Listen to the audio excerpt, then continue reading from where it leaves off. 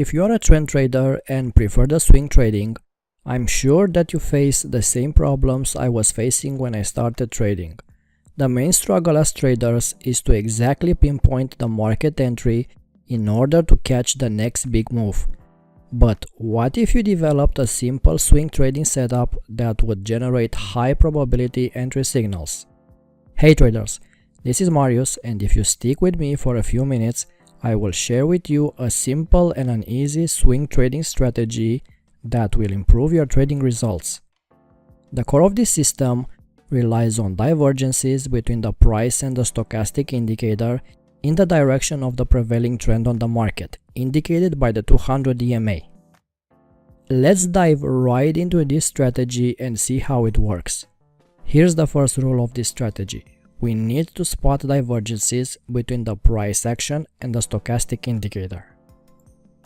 If you are a trend trader, divergences should be one of your most important tools because a divergence signals momentum coming into the main trend, suggesting a possible continuation in the prevailing direction of the market. As you probably know, there are two types of divergences, regular and hidden. A regular divergence involves higher high prices and lower indicator values during an uptrend, and lower low prices and higher indicator values during a downtrend. When this happens, that's an indication of market exhaustion, a possible sign of market reversal, or at least a short-term correction. A hidden divergence is a visual non-confirmation which involves higher lows of the price but lower indicator values during an uptrend, and lower highs of the price but higher indicator values during a downtrend. A hidden divergence signals a continuation move in the direction of the prevailing trend. That's why if you prefer to take positions in the direction of the main trend, the hidden divergence can generate some pretty accurate signals. For spotting divergences, you can use many tools, but I prefer to use the stochastic indicator. Now, here's the key to our system. We don't trade all the divergences. During strong trends, the stochastic will generate divergence after divergence, and most of the signals will probably fail. Look at this Bitcoin chart, and as you can see, the price was in a strong upward trend, and the stochastic indicator generated several divergences, but most of these signals were false. That's a wrong approach in what concerns trading the divergences. We have to be smart and filter this technique in order to eliminate false signals. Now, here's the second rule of this strategy. We'll establish the main trend with a 200 period exponential moving average, and we only trade divergences in the direction of the main trend.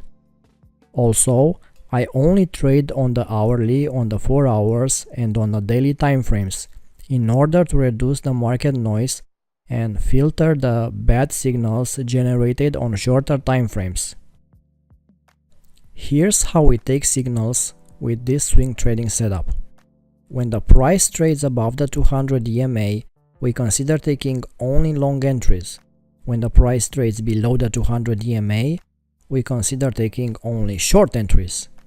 We search for divergences between the stochastic indicator and the price only in the direction of the main trend indicated by the 200 EMA. If the price trades above the 200 EMA, we search for divergences on the lower side of the stochastic.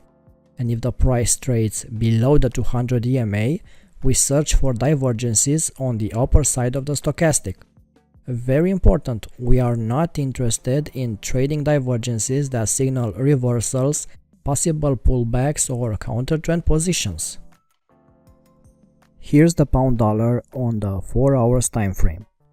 We determine the upward trend with the 200 EMA, and we start searching for divergences on the lower side of the indicator, and we only consider to go long on the market. The first signal was a buy entry after a hidden divergence around the 200 EMA. Observe how the price was making higher lows, but the indicator was making lower lows. The The second signal was a buy entry after a classic divergence, also around the 200 EMA. See how the price is making lower lows, but the indicator makes higher lows. The third opportunity was generated after a classic divergence, also around the same 200 EMA. The fourth signal was also a classic divergence. If we look at the chart, we see the price making lower lows, but the stochastic making higher lows. The fifth signal was a hidden divergence. Observe how the price was making higher lows, but the indicator was making lower lows. The sixth signal was also a hidden divergence, with the same setup as before. The market price making higher lows, but the stochastic generated lower lows. As you can see, we ignored all the signals offered by the divergences on the upper side of the stochastic, as we are in a strong upward trend. Let's look at this gold chart also on the 4 hours time frame. We established the downward trend with a 200 EMA, and we start searching for divergences on the upper side of the indicator this time. The first signal was a short entry after a hidden divergence. Observe how the price was making lower highs, but the stochastic was making higher highs. The second entry was a short signal after a classic divergence. See how the price is making higher highs, but the indicator is making lower highs. The third opportunity was a classic divergence around the 200 EMA. The fourth signal was also a classic divergence.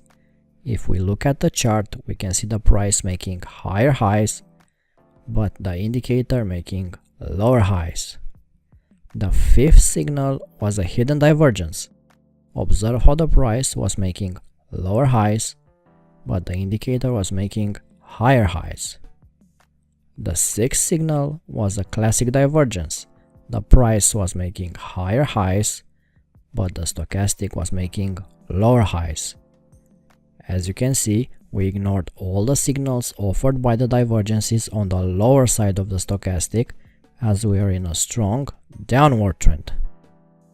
The trick of this strategy is to determine the main trend with the 200 EMA and only take positions in the direction of the trend. So we don't chase all the divergences that occur on the chart.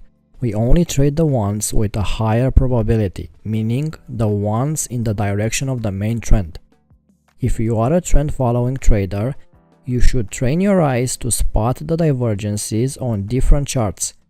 Please keep in mind that this system is more reliable when you are using higher time frames. A signal that is produced on the 4-hour or on the daily chart is more reliable than a signal produced on the 15 minutes chart.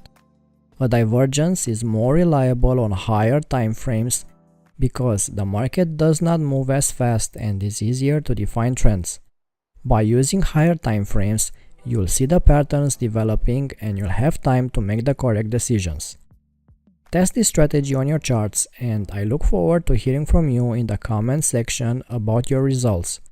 If you got any value from this video, please consider subscribing to this channel and give us a like, as it would help us to grow our channel in the future. Until next time.